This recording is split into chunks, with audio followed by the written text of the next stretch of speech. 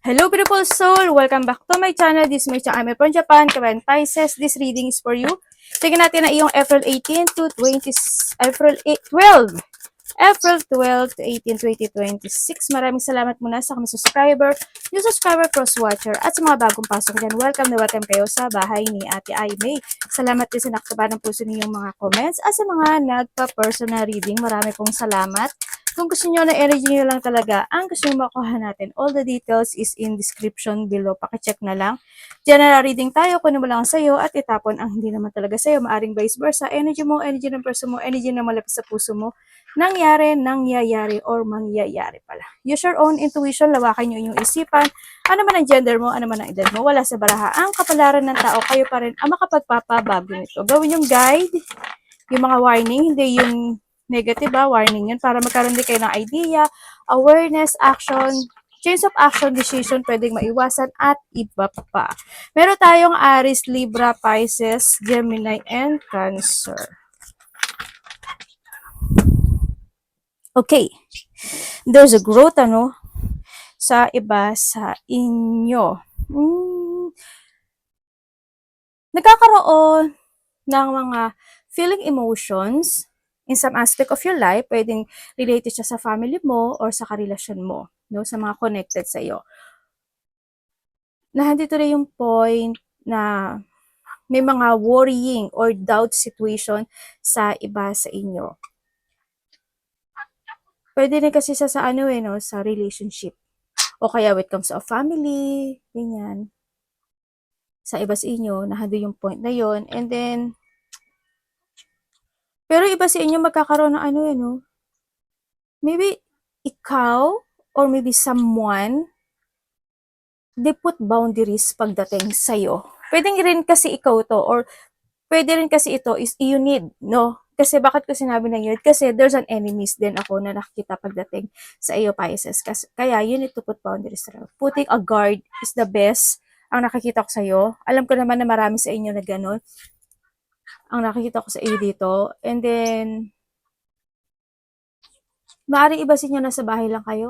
Hindi ko alam kung may trabaho ka ba, or maybe yung trabaho mo is nasa bahay yung trabaho mo, pwedeng nahando sa point, or nahando yung point na napaka very, privacy person mo yung iba sa inyo, or hindi man privacy, mas okay ka na nasa bahay ka.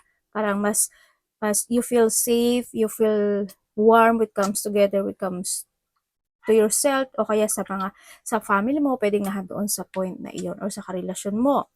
And then also, may mga pagkalito situation, Kung sa third party to, siguro nandun yung point of third party. Nabubulol si ate. Bulol talaga ako, ha? Kayo na mag-adjust. Sabay ganun no? Yun, may mga thinking about negativity. Maybe someone is thinking you about negativity, or ikaw, minsan nakakaisip ka ng mga negative situation, pwedeng nahandong sa point, or pero nakakapagbigay sa iyo ng negative situation, kaya ka nagiging gadon, no? Hanggang din yung mga unclarity situation o yung mga kawalan ng katiyakan sa iba sa inyo.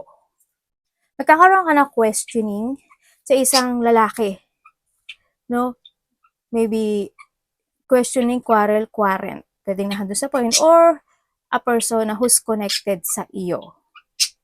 Pwedeng nahandun yung point o pag-aalinlangan, pwede yung worrying sa kanya, pwedeng siya sa'yo, vice versa, pwedeng nahandun sa point na yun. Or pwedeng itong lalaki rin na ito is may mga times na pwedeng hindi kayo magkaintindihan, o hindi mo siya maintindihan, or hindi kanya maintindihan. Or maybe sa iba, hindi kasi iba-iba kayo no? Or maybe siya yung one of the person, isa sa person na enemy mo or enemies mo, pwedeng nahadong sa point na yun, or hindi lang magkakaroon ng pagkakasunduan. Pwedeng nahadong sa point na yun. And may mga obstacle ka daw. There's a blockage and obstacle sa iba sa inyo. And kumbaga may mga challenge din ako na nakikita na pagdadaanan mo, no? Pwedeng sa trabaho mo, or sa mga ginagawa mo, or to your family, or also relationship, kasi is nahandito rin, sa mga connection actually, kasi we have the heart. And then also, mahilig ba kayo mag-hiking? or trails or nakapag-hiking ka na or nakapag-trails ka na, pwedeng nahandoon sa point na yun, ano. And then also is may mga delay situation. May madi-delay, i-delay, or basta may mga delay or pagpapaliban, maybe nahandoon na po sa point na yun. Ako nakikita, kung ano man delay yan. Halimbawa, you gusto mo mag-travel, di ba? Ano yung madi-delay muna, pinag-iisipan mo muna. O kaya, is, basta mga delay, alam mo, may in-order ka na delay. May mga delay situation kasi ako na nakikita sa iba sa inyo. And then also is, someone's giving you a love. Pwedeng magkakaroon ka ng connection sa isang tao mas bata sa'yo or vice versa. Tayo, ako nakikita, if this is a love life, or sa iba naman sa inyo is magkakaroon ng mga paghanga sitwasyon, ano, ganyan. Pwede nga hangaan mo or hahangaan ka niya. Yung iba, yung parang crush, ganun. Yun. Or paghanga, yun ang nakikita ko sa iba sa inyo. And then may mga papuri din ako nakikita or pasasalamat sa iba, kasiyahan. Iba dito di sa romance no? Ganyan. Baka pagkaroon ka ng romantic relationship sa either same age mo or mas bata siya sa'yo kahit mga 1 year, 2 years, kung ano man yan. Basta mas bata to sa'yo or vice versa tayo, no? Yun. Or kung this is a third party, ano, yung magiging third party relationship, mas bata sa'yo. Yun ang nakikita ko sa iba sa inyo. Tingnan natin ang iyong energy. Ay, may taong matigas ang ulo. Sana hindi ikaw ito. Pwedeng yung bata na yun, na mas bata sa'yo, medyo matigas ang ulo niya. Pwedeng nahadon sa point na yun. Energy ni Pisces.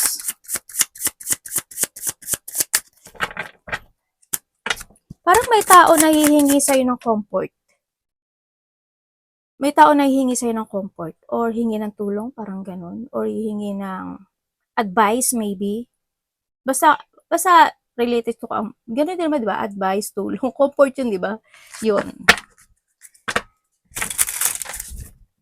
Or bibigyan mo siya ng comfort. Energy ni Pisces.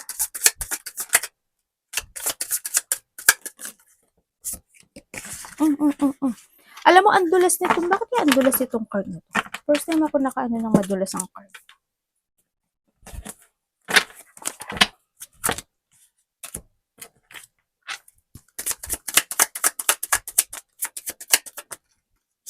Uy. Oh.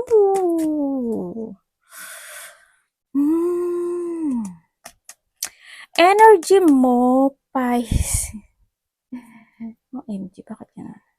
Energy mo kasi is, andito ka sa situation mo na may mga pagdadaanan ka na painful situation.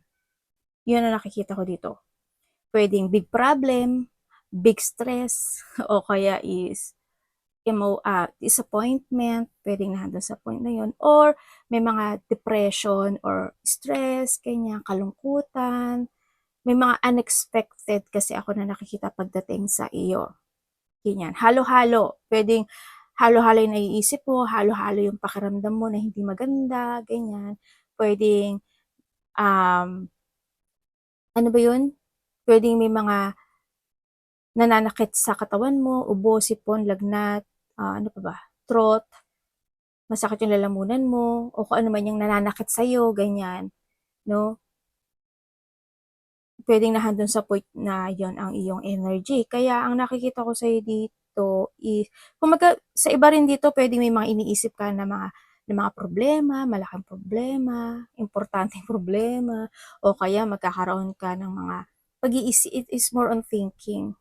No, may mga deep hurt, emotional pain, pwedeng nandun sa point na yun, May mga pain or heartache situation ako na nakikita sa iyo. Hindi ko alam in what way yung pain, pero there's a pain ako na nakikita sa iba sa inyo. Yan, parang halo-halo siya. Tingnan natin parating sa iyo. Pwedeng magiging magulo yung isip mo. Kasi marami kang iniisip. Pwede nga doon sa Parating kay, Pwede rin sa ano, may mga makakausap ka, halimbawa may mga makakausap ka na tao na sila yung makapagbibigay sa'yo ng painful na emotions or ma-disappoint ka sa kanila, magkaroon ka ng mga intense na sa kanila, pwedeng nandun sa point na yun. May makapagbibigay sa'yo or may gagawin ka na magiging painful sa'yo, pwedeng nandun sa point na yun. Yun ang nakikita ko. Parating kay Pisces. Death? Apa?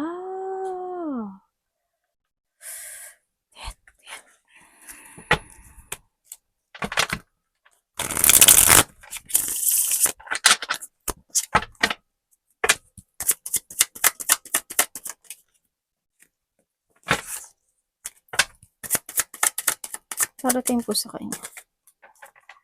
Okay.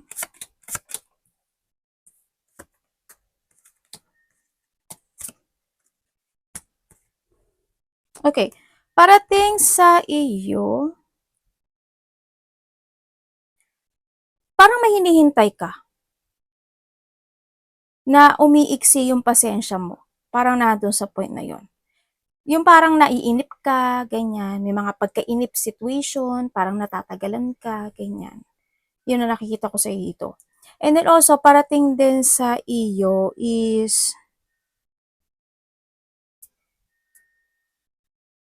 merong may mga situation na parang nagtitiis at nagtitimpi ka daw. Yun ang sabi. Ang nakikita ko rin dito ay may financial problem ka ba? Dito kasi parang there's a hardship situation ako na nakikita sa'yo. Or maybe, meron kang makakausap na either makaka-receive ka ng news, communication, text message sa isang tao na mas bata sa iyo na pwedeng malungkot ka sa kanya or may mga mapag-uusapan kayo na lungkot sa nakikita ko sa iyo dito. Yun. Also, baka makikipag-communicate to sa'yo, no? Or ikaw yung makikipag-communicate sa kanya.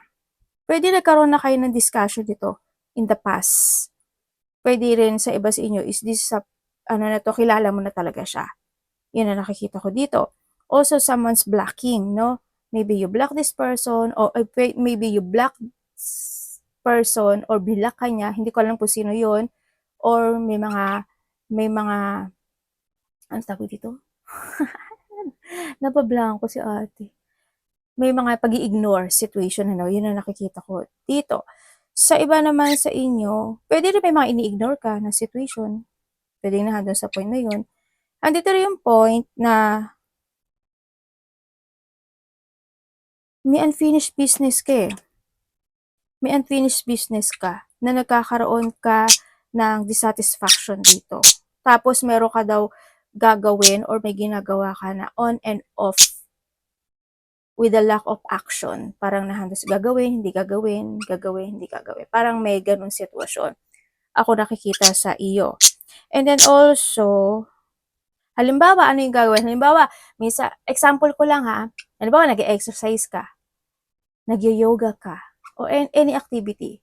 Minsan gagawin mo, minsan hindi mo gagawin. Minsan, example ko lang yan ha, pwede na doon sa point na yon.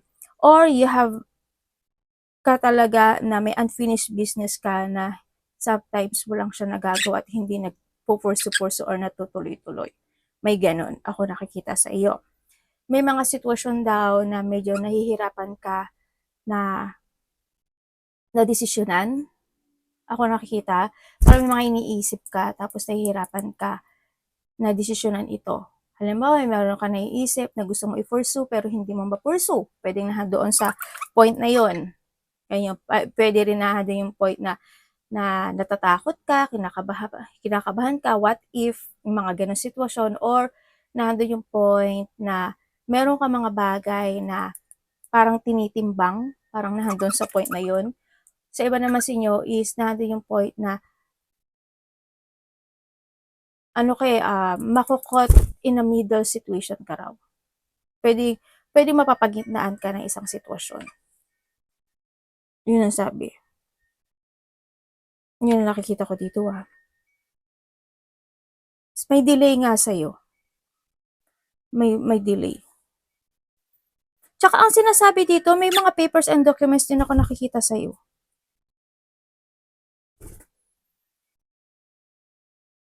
Mag-ingat ka na lang, kung may mga pipirmahan ka, ipapasa ka.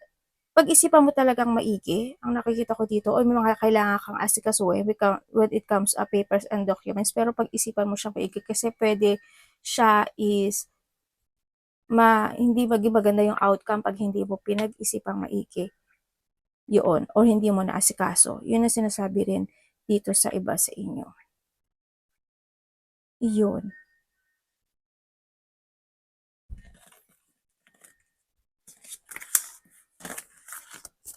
Tingnan natin. May frustration ka nga eh. Iba sa inyo parang, kayo, napo-poor management sa isang sitwasyon sa buhay mo. Ganyan. Sana wag, no? Dapat iwasan. Pwede rin na doon sa point na may mga bagay ka na gusto mong ayusin, pero hindi mo siya maayos kasi may hinihintay pa na kailangan. Pwede na doon sa point na yun. Sorry ha, na yung throat ko.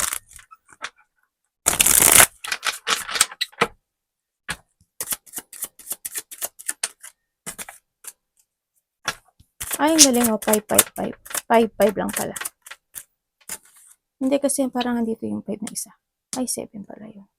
Ay, hindi pala. Okay, dapat mong... Ayan o, 555 oh. Sabi ko sa'yo eh. 555. Sardinas. Congrats. Ay! Magkakaiba pa siya oh. Oh, okay. Okay. Okay, dapat mong iwasan. Dapat mong iwasan. Siguro yung yung nakikita ko kasi dito is yung hindi ka magkaroon ng mga pagbabago when it comes to yourself, ganyan. Kasi we have the 555 kasi is at changes, do. Yan, may mga bagay ka daw na kailangan mong baguhin sa sarili mo. Iwasan mo rin yung pilitin yung isang bagay na parang competitive, parang ka rin, para makikipagbuyuan ka, o kaya is makipagtalo ka pa, ganyan. Siguro hindi na rin siya wasting time na doon sa point na yon. Iwasan mo rin, syempre, is not to find peace. Hindi ka makamove on, hindi mo i-recover yung mga dapat i-recover, kung saan aspeto ng buhay mo yan. It's time to heal in any situation in your life. And syempre, ang sinasabi rin dito is, peace lang daw, ang sabi. Yun ang sabi dito, you need peace. And something must be let go. Hindi ko alam kung ano yun eh. Di ba sabi ko may mga i-change ka? Kasi this is a 5. Kaya meron ka mga bagay na kailangan mong i-let go. Yun. Ang sabi, you need to move on in some aspect of your life. Kaya kung ano man yun at saan at ano man yun, gawin mo. Tsaka iwasan mo rin yung yung mga tao na bullying, ganyan. Hayaan mo sila. Tsaka yung overthinking, ang dami rin kasi iniisip sa iba sa inyo. Yan, yung mga nambubuli, yung mga conflict, iwasan mo yan. Sa nakita ko dito. Tsaka yung mga chismis-chismis, tapos makikisaw-saw ka sa chismis, hindi rin siya nakakagood. Diba? Hindi ka na ba mapapakain nun? Yung mga ganun sitwasyon. Diba? Yun, well, sa'yo pa rin yan, no? Yung nakita ko sa'yo dito. Yung mga tao na mahilig mag-cheating, kaibigan mo man yan, o karelasyon, kung sino man yan, yan. Iwas ka na lang din. Or kung ikaw to, iwasan mo. Diba? Love, kapatid, anak, magulang, karelasyon, kaibigan, pamilya, kung sino man itong love.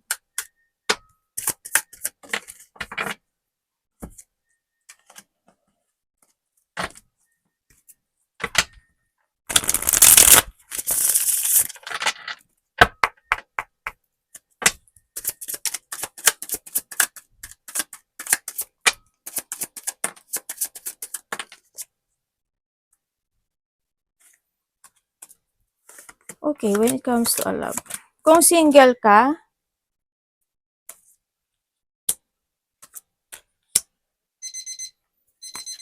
Okay, kung single ka, 1 hanggang 2, pwedeng magkaroon. Kasi magkakaroon ka daw ng choices. Pwedeng yung isa dito, the past, or pwedeng isa dito, yung bago. Or pwedeng 2. Bago man, 2 bago man, o yung isa bago, isa nakaraan. Magkakaroon ka daw ng choices when it comes sa mga single dyan. Yun ang sabi. Pero, or pwede rin kasi may nakakausap ka na, nakakabanding mo na, ganyan.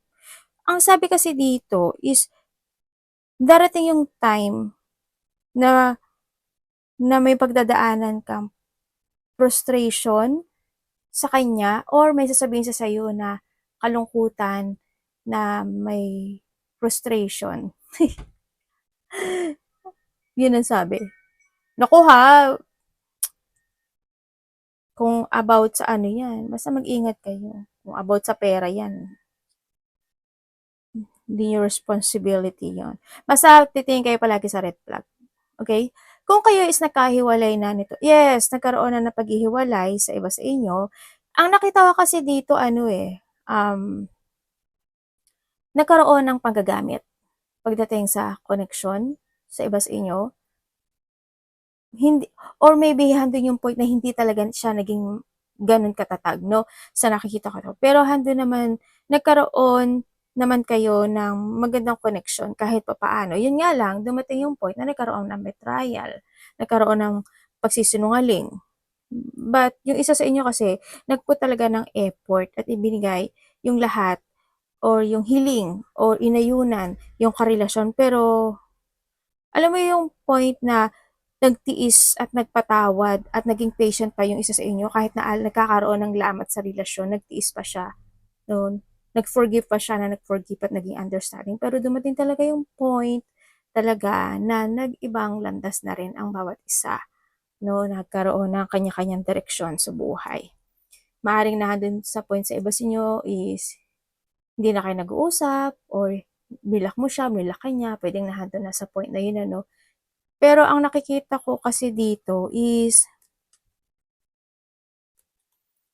very independent pala to.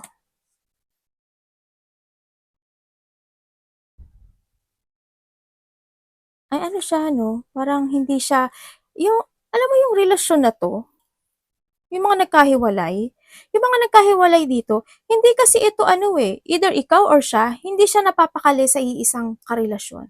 Palaging dalawa. May pupusaan ako. Hindi siya kontento sa isa, sa relasyon na 'to, Hindi ko alam kung ikaw ito or siya, vice versa. Yun. Kung kayo naman is may third party relationship, sa may mga third party, alam mo na may third party, siguro nahandod ka lang din sa point na deadmatology ka na lang. Parang nagpapasensya ka na lang or binabaliwala mo na lang ba? Pwede rin kasi na nagpo-focus ka sa sarili mo na lang or nagbubulag-bulagan ka or maybe nahandun yung point na nagbibigay kahit pa paano bumabawi-bawi naman siya. Pwedeng nahandun sa point na yun, ano? Kaya kahit na alam mo na may something what comes in this connection kahit sa third party, pino-forgive mo siya. Pwedeng nahandun sa point yung iba or yung pwede ba yung sa iba sa inyo, nagpo-focus kayo sa sarili nyo. Ganun. Pero it's your choice, sabi dito. Kasi ang mangyari sa inyo, paulit-ulit lang siya yung cycle. Magiging ganun lang. Pero sarili mo naman yan eh. Yun ang nakikita ko. Kung kayo is walang third-party relationship, ang nakikita ko when it comes sa walang third party, pareho kayo na either go to the flow, pwedeng nandun sa point na yon sa iba sa inyo, kasi there's a bonding situation or handun talaga yung connection ng bawat isa sa nakikita ko dito. Kumbaga,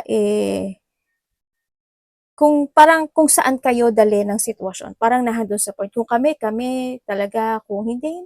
Parang nandun lang kayo sa point na yun, no? Sa nakikita ko sa basta ang nakita ko sa inyo is happy kayo. Sa nakikita ko dito, anak, hindi makita ni mami, happy kayo, binibigay nyo naman talaga yung effort ng bawat isa sa nakikita ko dito. Pero may mga darating daw na ikakagulat, ikakasyak o ikabibigla mo sa relasyon na ito. May darating na ganun. Yun ang nakikita ko. Anak, ay sorry. Kasi nandiyan ka at nag-ano si mami. Tingnan natin ang iyong money. Kamusta po yung money ni Pisces?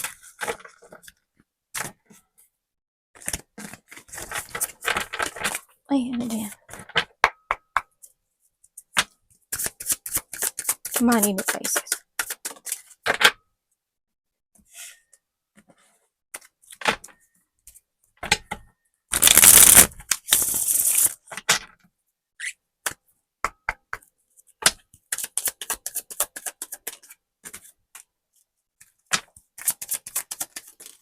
Thank you. Okay. Okay, pagdating sa iyong money. Pagdating sa money mo, Pisces, ang nakikita ko sa'yo dito, you put effort talaga pagdating sa pera mo, no? Nahadod ka sa point na yon. Parang talagang malakas naman yung confident mo na umaasa ka na magiging maganda yung flow ng pera mo, no? Pero ang pinakaano ko lang dito sa'yo is mag-ingat ka na lang pagdating mo sa pera. May nakikita kasi ako na tao na gagamitin ka. May tao na, there's a corrupt, no? Marami ang ibig sabihin kasi ng corrupt. Either corrupt na magsisinungaling, malililang ka, madadaya ka, magagamit ka, pwedeng na doon sa point na yon. Yun, may tao na sakim, pwede rin siya sa mga company, trabaho, or mga kapatid, ganyan. Yun, or mga nakakausap, ganyan. And then also is, may tao rin kasi ako nakikita, sana hindi ikaw, ano, may tao kasi na materialistic. Hindi ko alam kung sino. Okay naman kung when it comes to materialistic, siguro okay naman din kung sa sarili mo, di ba? Well, pera mo naman yun, di ba? Kung mga pang beauty product yan, or lalaki ka man o babae, o yung mga needs mo talaga. Pero ang nakikita ko dito is may tao na magkakaroon ng lihim or merong pagbibetray or pagrarock bottom pagdating sa iyo, pagdating sa pera. Pwede may magsisinungaling na doon sa point na yon. Ako nakikita.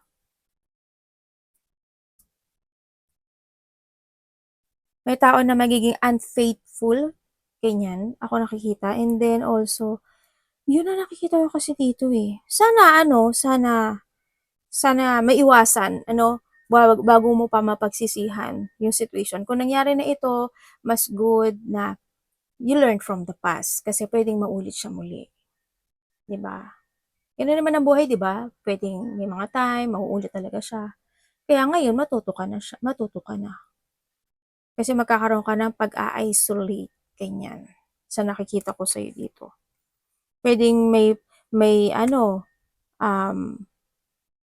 pwede rin kasi may pinag-iisipan ka, 'di ba? Halimbawa, gusto mo bumili ng sasakyan or vehicles, mag-travel, pwedeng nandun sa point na 'yon. Pwedeng nandun sa point na yung mga pagkagastusan mo, no, mga travel or mga vehicle situation. Yun, baka nandun yung point. Kaya mag-ingat ka lang kung magkakaroon ka ng conversation sa pagbibili ng ganun o pagta-travel kasi pwedeng yun is magulat ka talaga na malaki mailabas mo, di ba? Pero nasa sa'yo yan, pera mo naman yan. O yung mga makakausap mo na pwede kang maloko, madinglang, madaya, mga ganyan. Ingat na lang. Arigato namaste, God bless.